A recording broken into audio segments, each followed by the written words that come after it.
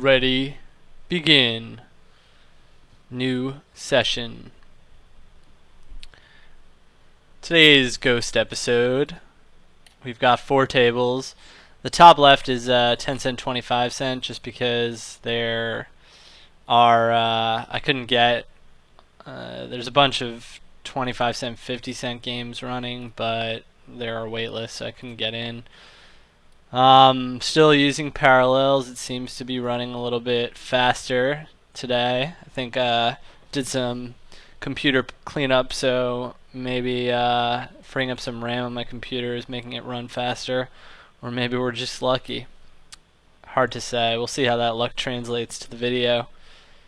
As you can see, Stillwell is on a couple of my tables, all 3 of the 25 cent, 50 cent tables. He has made an appearance in last week's video, I believe, and I've got 2 notes on him. How he 4-bet bluffed me, blind versus blind, and then in a pot we played right before I fired up this video. I had,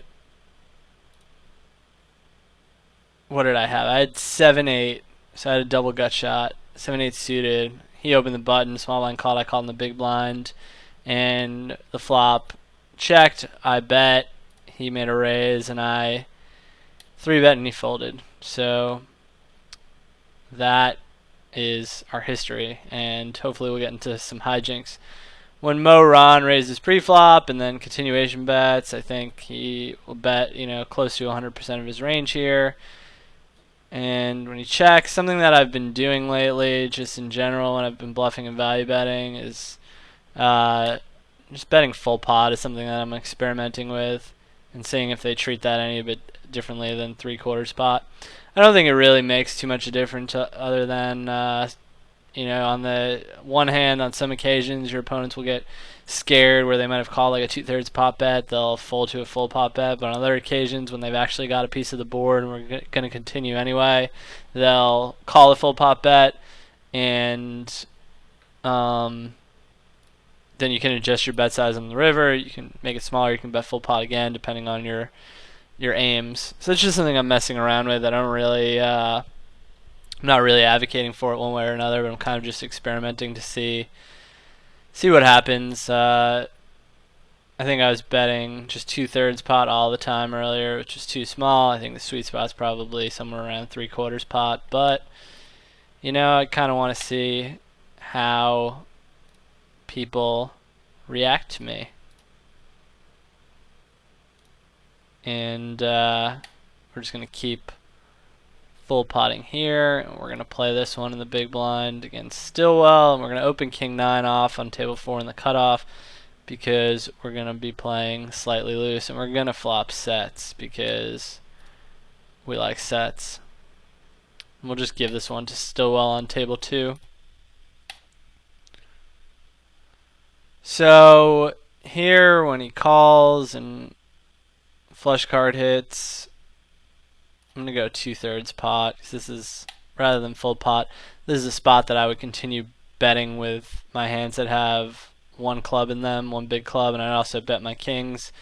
So I'll bet pocket 6s. Hopefully he might continue with a king. He's not going to fold a king even with or without a club. If he has another club, he'll continue as well.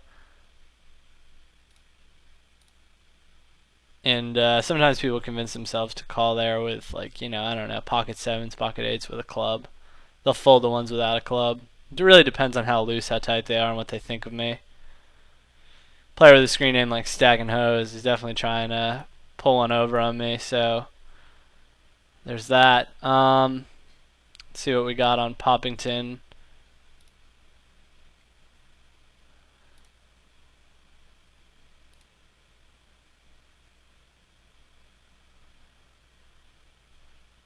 Don't really have much of a 3-bet stat, and I timed out. Got to get more used to finding relevant stats on the fly.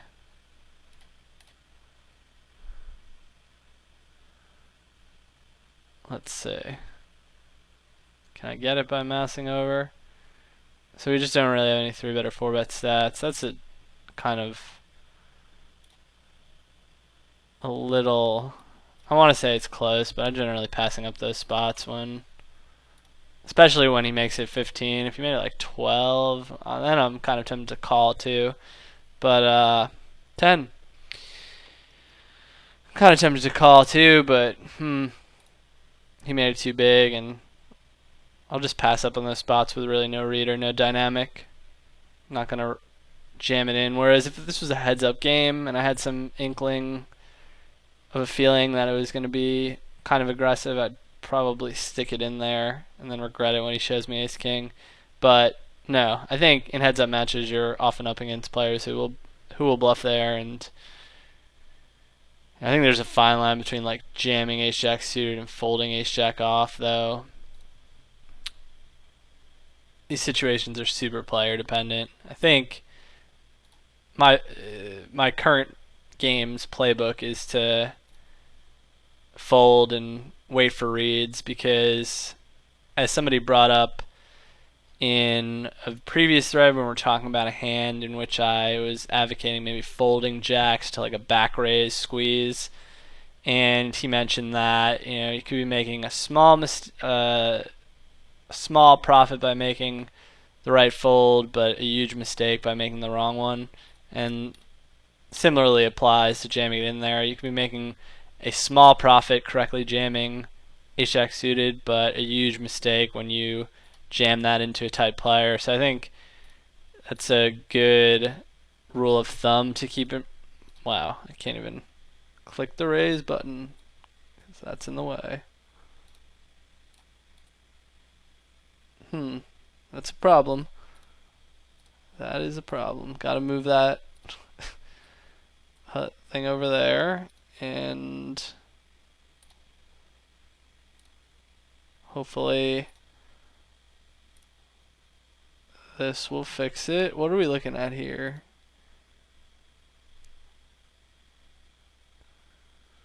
So what happened? Raise, call, and then I call in the big blind. Got it.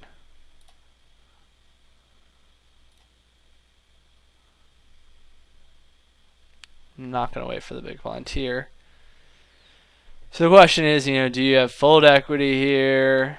Do you want to check raise? I think, yeah, this is like, I'd be check raising big draws here and also my sets. So check raise. Hopefully I don't get 3-bet.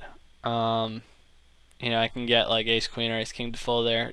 Hands that are at the bottom of his under the gun raising range, even pocket tens will fold. Maybe not on the flop, but on the turn. Leading is also a fine play there. There's a little bit of a loose open. Not really sure how aggro he's defending the blinds. They 9 suited against a small blind. Here I'm going to check. I alternate between betting and checking queens here. Just hoping that he'll take a stab at it. Oh, I didn't even realize that under the gun limped and 8-9 suited. I'm timing out all over the place, but I would have folded there, although I was going to talk about whether or not it makes sense to 4-bet. Again, like when you don't know a dude's, he's 3-betting 11%. So 4-bet, and I don't mind folding. Again, when I'm timing out, even though I'm timing out, it looks like I'm timing out all over the place. I'm timing out in places where I most likely would have folded, so that's reassuring. So he's 3-betting like 11%. You don't know whether or not what his strategy is it tells you that he's 3-betting more than just premium hands, so it might make you think that a 4-bet is worth considering, and I kind of like doing it with a hand like 8-9 suited in case he calls. You can kind of have a disguised hand and you're in position so you can control the size of the pot, but it's hard to kind of control the size of the pot, I guess, when you're in a 4-bet pot, but you can at least check back.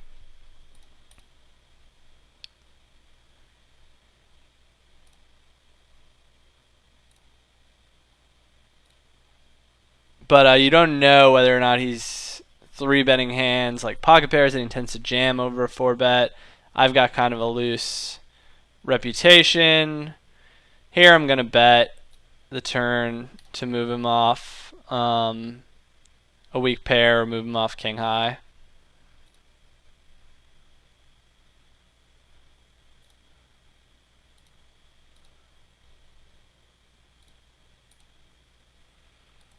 Wow, this is really annoying.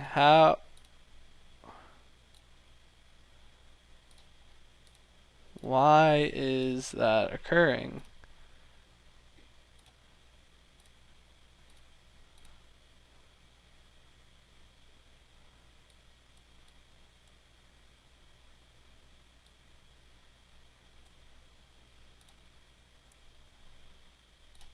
We're gonna keep barreling here, and probably we're gonna not barrel a flush card on the river, because if he doesn't fold the turn, he's either got a club draw or he's got a queen. And now on the river we can check. He could have like 10 jack. We're gonna check, and actually we might consider peeling a bet. So I think like if you bet the river and he's called two full pot bets with jack 9, he's calling again. So the question is, like, you know, in those spots, can you credibly rep a big hand by the river?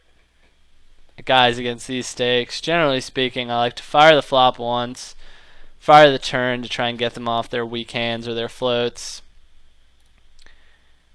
If they call again, I'm usually only triple barreling with hands that have a lot of outs against players who are capable of folding. Meaning, and by have a lot of outs, I mean I'm usually hands that have more outs than a gut shot and an overcard. Although king jack isn't so bad, I find that in blind versus blind battles, king jack isn't so bad because, you know, a jack may have been good and a king may have been good. A king was definitely good if he had a queen. I find that in these blind battles, people are much more apt to make big calls against you because they're just, you know, they're like, oh, he's raising my blind, I don't want to give it up. They're just a little bit sort of more protective in regards to the pot.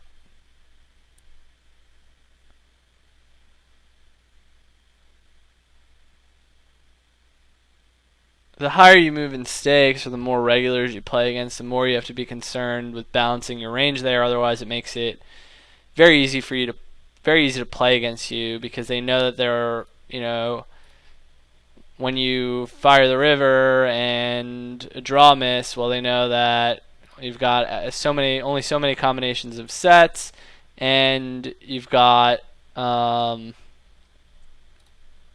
so many combinations of draws, and so they can look at their hand and look at your hand and say, oh, well, you know, maybe he would have played the strong part of his range a little bit differently on earlier streets, so I can easily just like call here, or even if I have a missed draw, I can bluff raise over the top, because I know that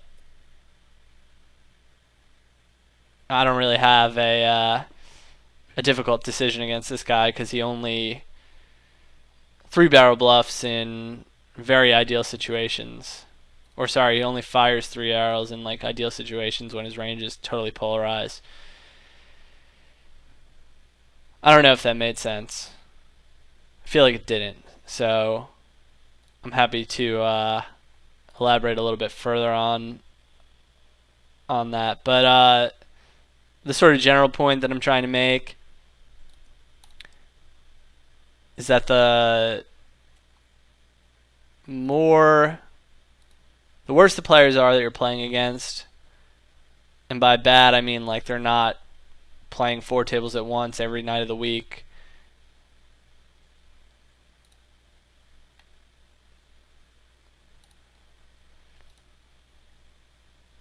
the more you don't have to worry about here I'm going to check, because I'm like way ahead, way behind basically. He's either got a better ace when he calls there, or he's got like some kind of pocket pair. I'm only really getting 2 streets of value from this guy anyway, and so 2 streets of value max, sorry. So yeah, the worst players that you're up against, sort of the fishy players or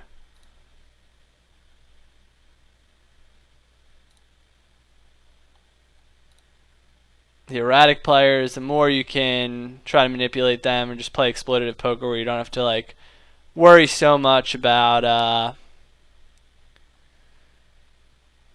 so here I'm going to call because I have position rather than 4-bet. I mean, or 5-bet. 5-bet like is just really strong because he only put $9 in. What I can do is on most flops when I don't have most flops that are uncoordinated, I can like decide to raise over the top, or I can just call and let him continue bluffing, and so on and so forth. And now here I'm going to check the turn too and make my hand basically look as weak as possible. And that is a terrible river card, but on the off chance he has like ace jack and was 4-bet bluffing, odds are if he shoves the river, he's got either a hand like ace king, I'm better, or he's got like total air. So, oh wow, he quote unquote merged his range. I think he played that hand pretty awfully. Like he just totally super overvalued ace queen suited there. You know, it was just wasn't really thinking like why insta 4-bet that hand to a small re-raise if I'm 3-betting a range of hands that, I mean, to that with those stack sizes, I'm calling many hands to that 3-bet and being out of position. Sorry, to that 4-bet because it's so small, because I made my 3-bet so small. So to that, being out of position puts him at a huge disadvantage.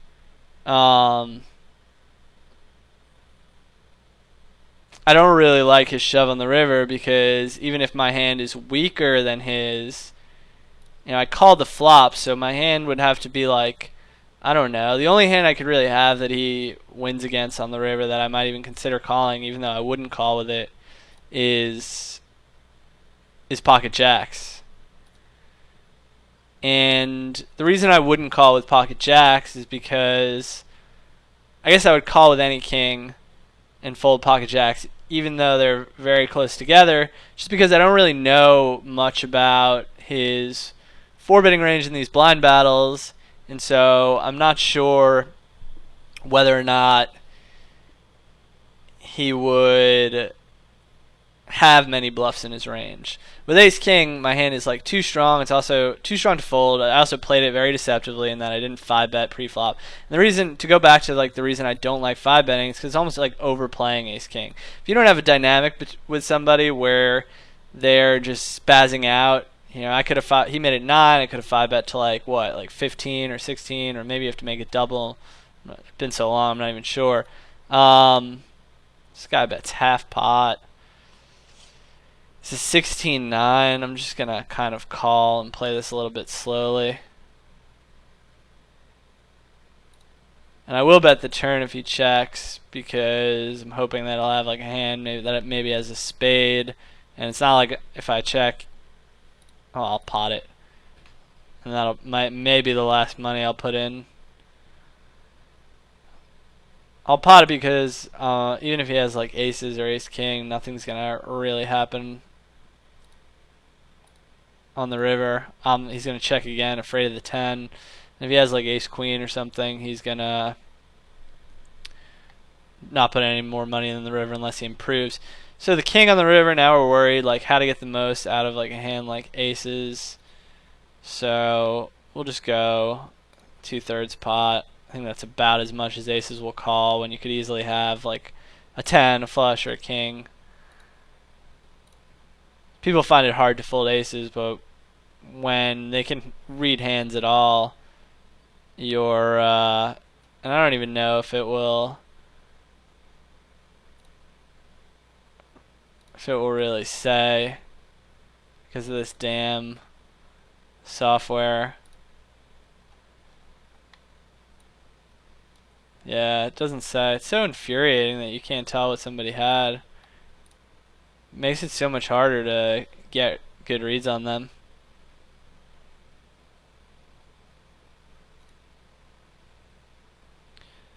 So yeah, back to my discussion of that ace king versus ace queen hand. If I 5-bet, I mean, you got to be up against like a super paranoid player for them. I mean, he might, if I had 5-bet there, he might even have found a fold with ace queen suited. Probably not. He probably would have called and then check folded the flop, or maybe he would have shoved. Yeah, I definitely think it's not a big leap to think that if he 4-bet ace queen suited, he was okay getting the money in. He's definitely okay if I jam over the top. That's why what people are usually people are usually cool with 4-bet. Here I like calling sixes because it's a min raise. I don't really want to juice the pot up out of position. I don't mind calling here and playing a little, keeping the pot small, playing a little poker. Although here, I'll bet. Oh, I didn't realize hit the bid was in too. I mean, it's not that big a deal. I can get 2 folds from them. This is a spot where I'm kind of just looking to like bet the flop and maybe the turn if I get called, but usually just bet the flop and take it down because I'm worried about him checking back the flop, and I don't really want to check call. Definitely don't want to check raise. I think when you look at all the options, I think leading slightly better than check folding. Although check folding is probably best when you're up against 2 players. I just didn't see hit the bid. So again, I keep circling back around to the ace king hand because I think it's kind of interesting.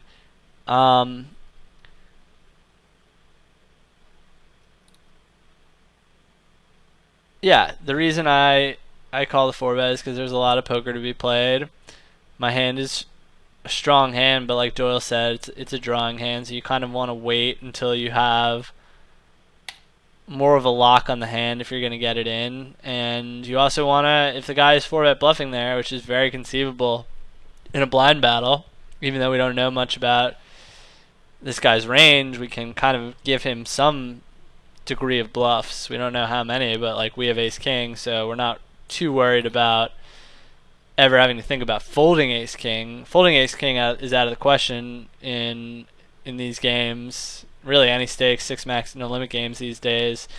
To at 100 big blinds, around 100 big blinds, just it's a non-consideration.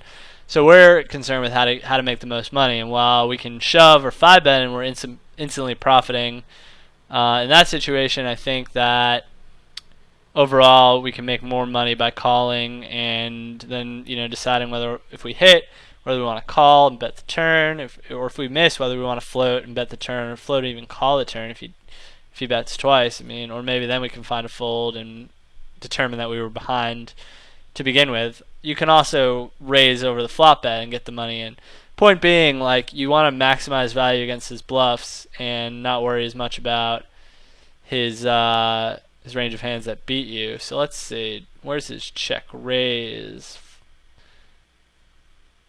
0 out of 3. We're just gonna muck to that. Oh, and Underbolt is back. So here he calls.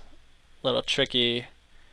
So now, learning from the previous episode, I'm gonna have to, if he calls the flop, I'm gonna have to size the bets better on the turn. And if he check raises the flop, I'm kind of happy to get this in. So okay, 12. Let's see, what's 2/3 pot? So that's about 10. Yeah, I can bet 2/3 pot, and that'll give me a jam on the river.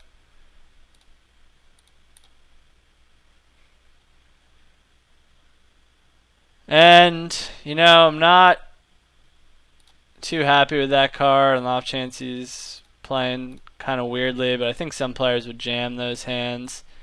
I think that card just kills my action. If he had, I don't know what he could have had, 9s or a 10, he might have called it off. He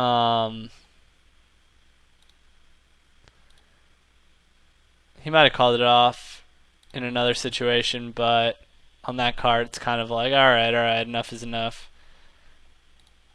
I shall fold. But it may be that I also got an extra bet against him because of the previous hand. Maybe he's kind of tilted. Maybe he's calling me like a little loose. So I'm kind of worried that there's a possibility he hit 2-pair on the river with some bajunky type of suited connector garbage that he called with, trying to just get revenge.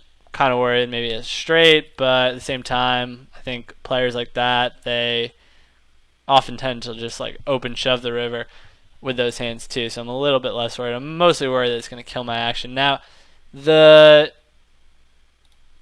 speaking of killing action, the thing that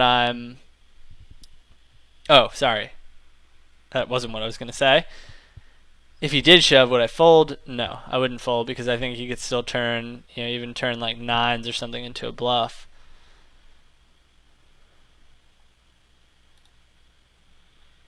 So I want to make that note that he check called.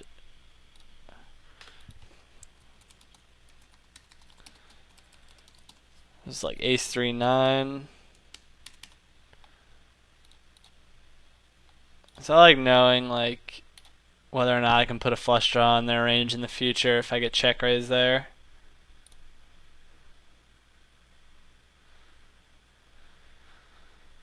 Let's think.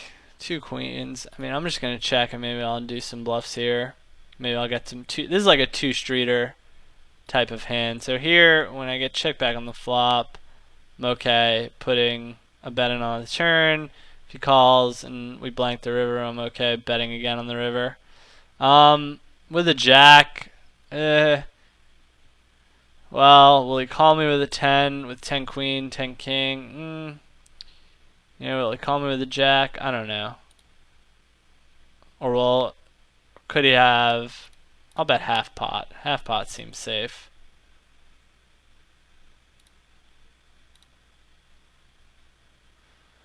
That's about as much money as I'll put in. A check fold might have actually been better because he could have just bet more than half pot and then I could have easily folded.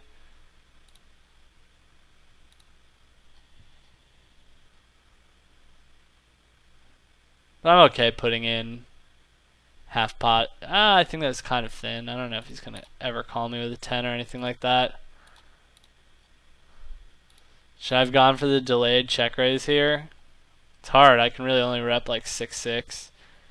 But as in previous videos, as noted, people will always fold. Yeah, I could have made more money there. I think check fold with those queens is probably better given the way that it played out. If we got a total blank on the river, we could call. Just hard for him to call me with like a queen 10 or a king 10. Hard to imagine he has like a jack queen. His range of hands that can call me on the river are just so small.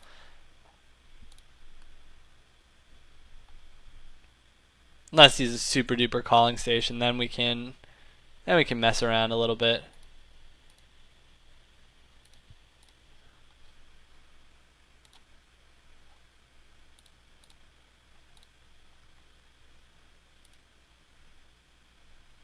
The hell?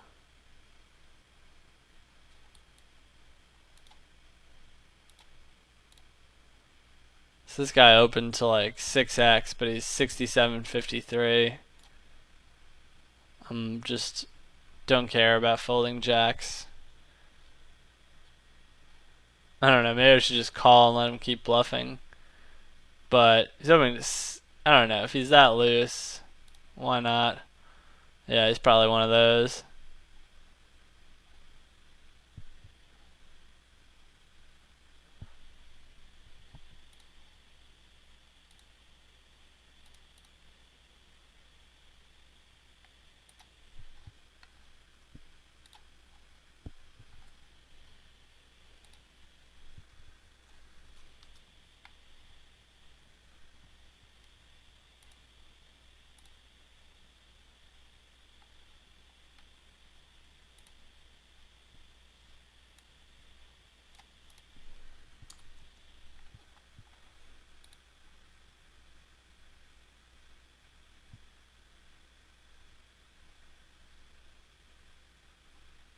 think generally the mistakes that I've been making have been related to my they've been related to my bet sizing. Like I just either my bet sizing or I'm like making poor small decisions that complicate later streets. Meaning like I think that half pot bet on the river is a good example of the leak in a micro sense. It's like choosing to bet when a check is clearly better. And because I then bet, like let's take it back a street to the turn, because I choose to make a thin bet on the turn, then I've got myself in a tricky situation when I get called on the river. And because it's a tricky situation and I haven't played many tricky situations in a long time, my brain then has to like race to analyze the hand as it's happening on the river, and um, and so I'm like less prepared, and I end up making then the incorrect action on the river, or whether it's the incorrect bet size, or I pass up on a bluff that would have been a good opportunity, um, or even I check and then think I don't narrow my opponent's range enough, and I call because I think he's could be bluffing a missed draw, but in reality, in order to make the turn play correct, I'd have to eliminate some draws from his range. It's just kind of not. That's the leak that I've got. So I've got to. I think I can iron that out in time with just enough playing and practice and mistakes and so on. I don't know what this guy has when he checks, but I'm just bombing it, taking it away from him. What is this guy? This is a dude who's just like shoving anything. This used to be me back in the day, and I was doing it at 25.50. when the money grew on trees. There was only one session when that happened, but I think I was on crazy tilt from 200, 400, but I did manage to induce some righteous dynamics at the table, because I was opening to like half my stack every hand, and of course, at first regulars are just like freaked out because you're putting in 2500 pre-flop with absolutely nothing. They're like, they have to adjust their ranges. They're not used to seeing that at 25.50 at least.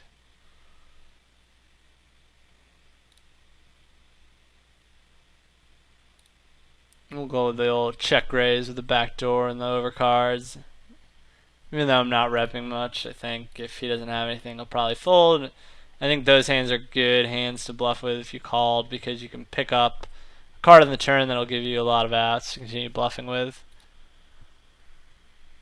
Doesn't mean you should commit to 3-barreling, but we gotta move this so we can see the all-in as it happens a little bit better.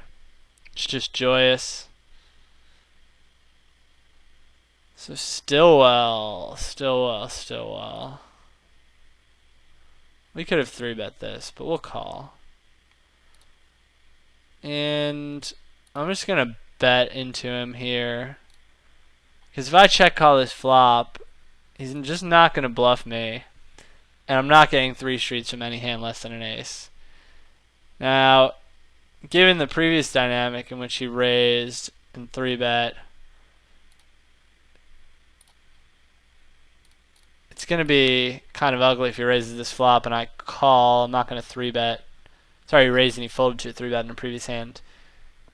Here we're looking mighty tasty.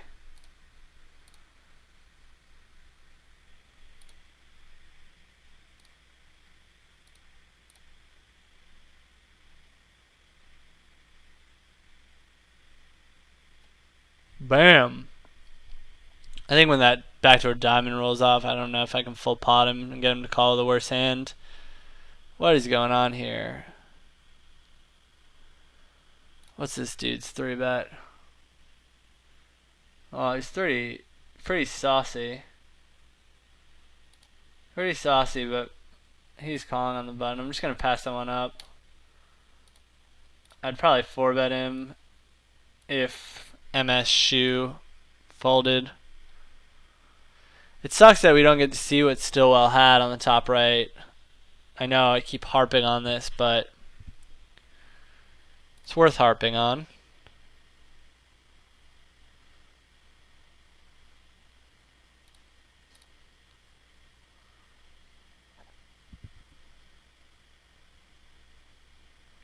Expert play on table 1. Expert.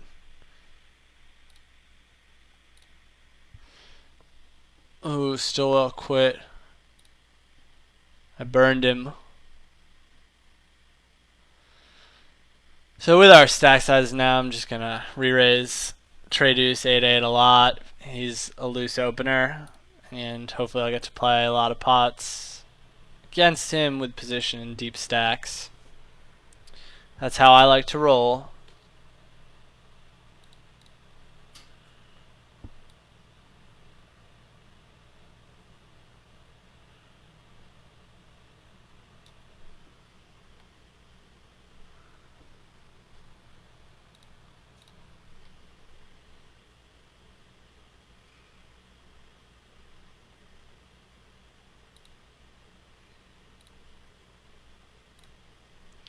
We'll get a little saucy on the bottom right. So we've only got 10 minutes left or so, and trying to develop a highlight reel in case I need to apply for a job in the future. Got to show them that I'm capable of 3-bet folding 4-7 suited. It's like I'm a lag, but only when it benefits me, and I know when I can push the gas and hit the brakes. Makes a difference to prospective employers.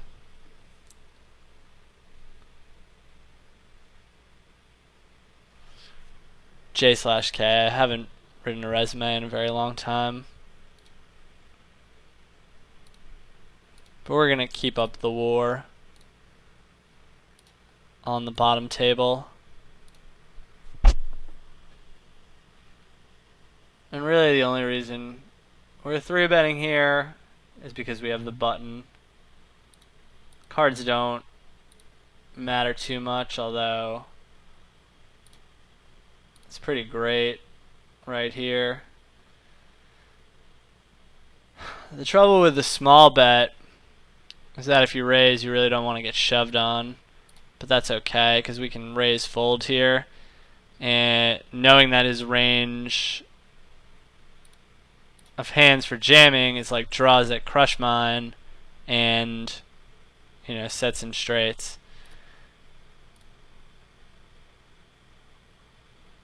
Now if I knew that he's always raise jamming, then obviously calling is good. But I think that he can be raise calling and raise folding there as well. So basically I think I have fold equity with a raise.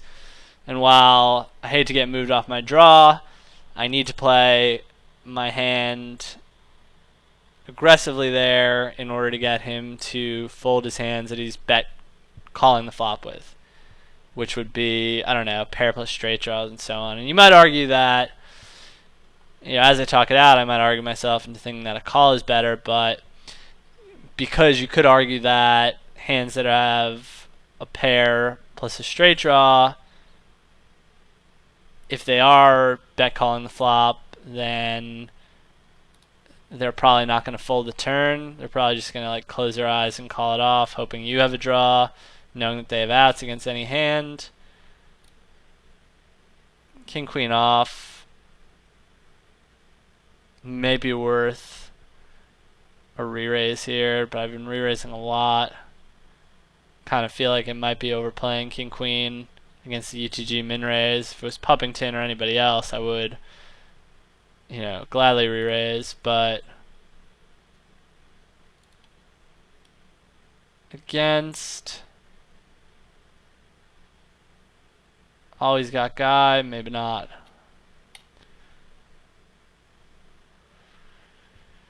So when raise, bet, this guy's pretty tight. I'm just going to muck the turn.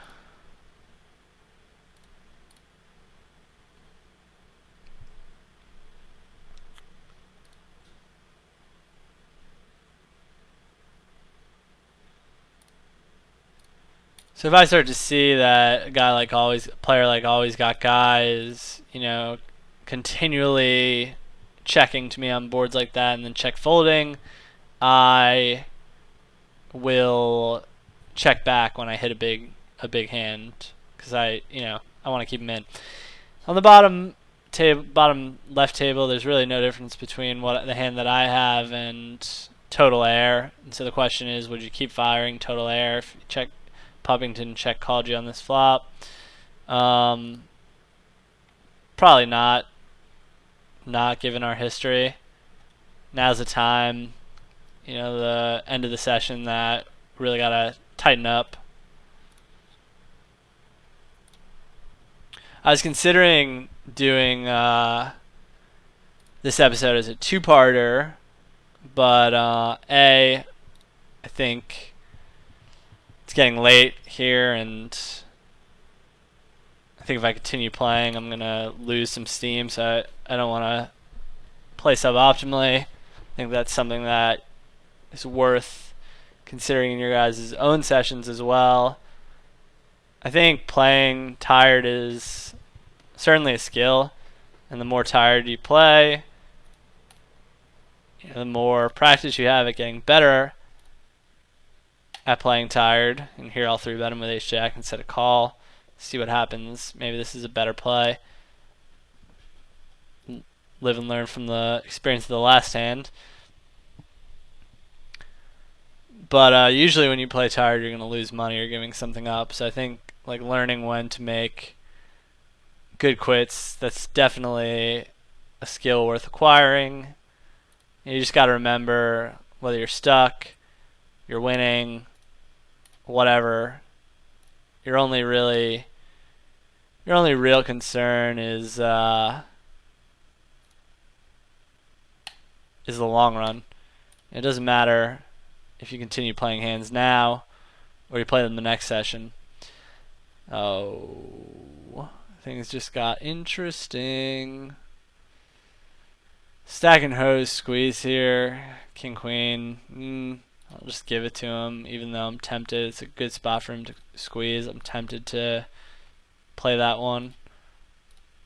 I think one spot where you could advocate trying to learn to play better while tired or playing while tired would be, I think we sucked out, by the way, on the turn. I think this guy's got like ace queen or ace king. I mean, you could definitely have like king queen suited or something and be slow playing a flush, but I think usually, or you could also have like pocket kings with a diamond, probably 4-bet that, maybe pocket queens or even pocket tens with a diamond, or we might have folded ace queen or even ace king on the river.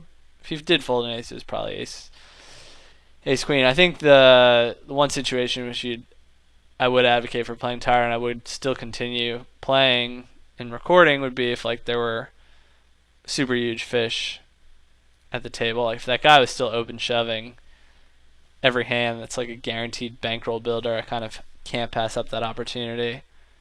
So it's okay to sacrifice a little bit because you're gaining EV from just being at the table. But yeah, I'm curious. So I'm off to Chile for the first time to visit a buddy for a week. So I'm going to record my next video before I go. But I'm curious if you guys have any interest in me doing a two-parter for the I think it's the last two of the session. So what are we looking at? Always got guy.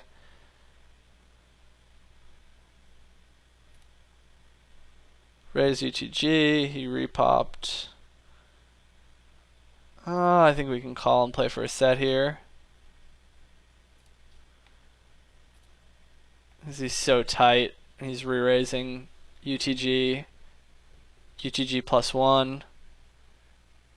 This range is super strong.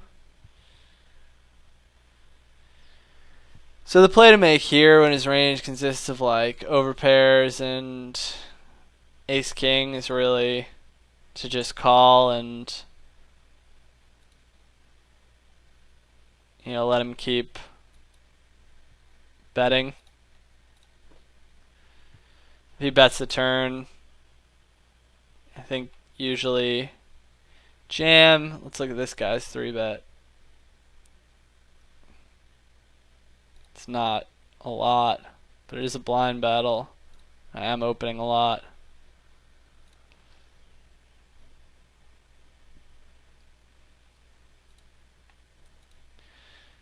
And what do you guys think? Do with that ace jack. The reason I checked the river, let me know what you guys do with that ace jack on the top right. I don't know if time to think about it. The reason I checked the river on the bottom left is because I think he'll bet an overpair and he'll bet call it. Whereas if I just bet the turn, then if he has an overpair, he just calls. And if he happens to maybe have ace king and he didn't stab the turn, he might stab the river, but he'll fold to a river bet. So I get the most value against his entire range by checking the river again. And now it's like, well, I checked the turn, so I can't have a flush, and he knows I can't have a flush, so maybe he's turning a hand that he had into a flush. If he has an overpair, it's going to be mighty hard to fold it, because it's just like, damn, I should have bet the turn, or damn, I can't fold kings, or something like that. So maybe he did, though. Also, maybe my read is off.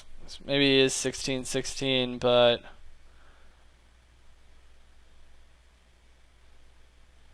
his 3-betting position is 12, though he was 3-betting UTG.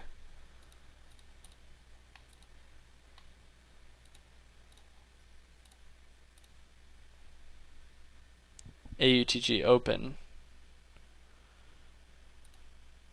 We'll make a loose call in the small blind.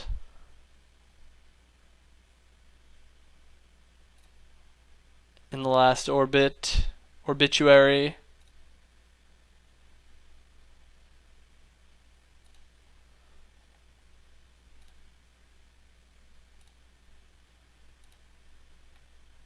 So I get a small 4-bet again, and here's a spot where now I've got, it's even smaller 4-bet, and I've got ace queen this time instead of ace king. I pretty much have to call any two. Wow, this is tilting on the bottom right.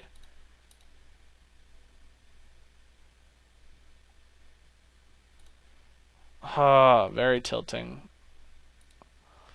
So I'm just gonna muck rather than get into crazy war with this guy. If he was bluffing, he wins that pot. Just every time he bets there.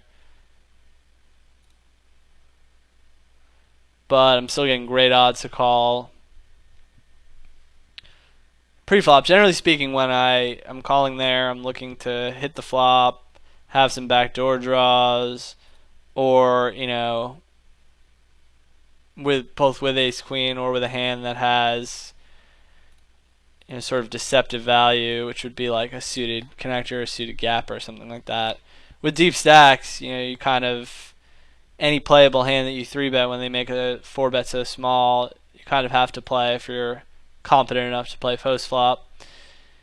Now if you're not, you might, or you're like afraid that you're going to make a lot of bad plays. If you're not that confident, then you might just, well, A, just 3-bet tighter so it's an easier decision when you do get 4-bet, or B, just play for your implied odds and pass up on most other opportunities to like float or raise bluff or anything like that. Just kind of play a lot more straightforward in these spots when you're really deep. I think one of the ways in which I learned to play deep, well, besides a reckless disregard for money, was because in the early days of online poker, the party poker era, there were often games in which everyone played super deep, including, and everyone was really bad, and there were like lots of fish playing super deep. So of course you had to play super deep because you wanted to get their money. And as a result, you find yourself in like a lot of unorthodox deep stack situations. Everyone's posting a lot of hands. Now I think people are worried about playing deep because less often you're up against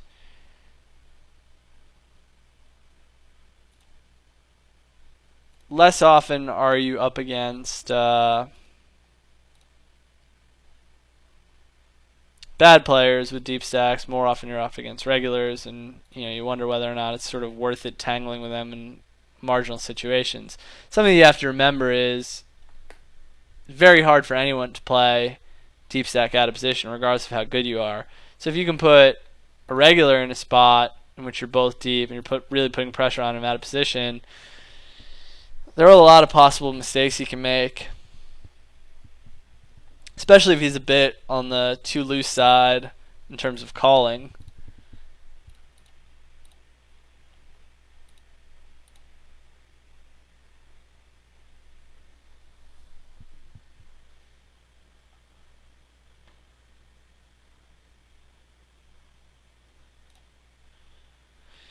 Okay, so as we wrap up, guess I will drop a movie recommendation on you guys. This one is a little curveball. This is a really just pissing money away C-bet. I didn't even notice that he was in, and even still. I saw a movie yesterday that I really liked called Like Crazy. Won a bunch of awards at Sundance last year. It's like it's an indie romance drama. It's kind of sad. I guess I'm in a sad romance type of mood, but it's really good. And the lead actress both actors are pretty good looking. The lead actress is a hot British girl. It's about it's about kind of like young love, but it's really well done and like very sweetly romantic type of movie in not too indie emo way. Like it's definitely an indie movie, but it's just like well done, well executed. Really, if you've been in a relationship or a long relationship or been in love, it's like sort of like the perfect encapsulation of what that feels like and what it is. And it's got a sweet soundtrack. So as I make my final UTG loose raises and I muck to his bet, and I somehow, I guess I folded that one. Alright, that's that. I leave you with a movie recommendation, some food for thought, some hands worth discussing, and look forward to talking with you guys about this stuff in the forums. Feel free to ask me to elaborate on anything that I seemingly have glossed over. Feel free to challenge my opinions on any hand. As I mentioned to somebody in the last video post, I think the best way to improve is by arguing and then defending your reasoning. So don't feel like just because I'm the one making the video that I'm right about everything. If you feel like maybe I'm wrong or maybe there's another line worth debating, let's debate it, because I'm always always opening to reconsidering my opinion, especially when you're foretabling and doing analysis in the heat of the action. You're inevitably, you've got to go with what you think is right at the time, but as we all know in poker, how often do you go with what you think is the right play and later learn that you made a grave mistake? So that's that. Hope you guys are running well, and look forward to some discussion.